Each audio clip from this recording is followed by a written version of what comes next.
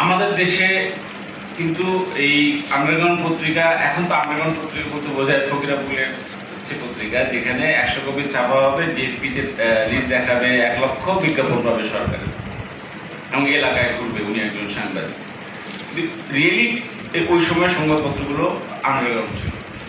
ইংল্যান্ডে রাজতন্ত্রের সময় যখন খ্রিস্টীয় ধর্ম সংস্কার নিয়ে আলোচনা হচ্ছে, তখন গোপনে গোপনে এইসব পত্রিকা ছাপা হতো, ওপিনিয়ন ছাপা হতো, এবং যেগুলোর কারণে অনেকের ফাঁসি হয়ে যেত।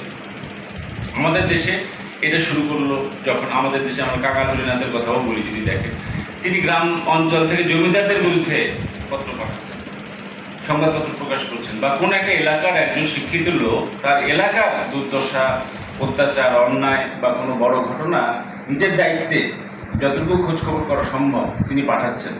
তার মাথার ভিতরে এটা আসে নাই যে আমি এখানে এটাকে বানিয়ে টুইস্ট করে লিখব। তখন তার মাথায় ছিল এটা যে আমাকে সত্যটা জানাতে হবে।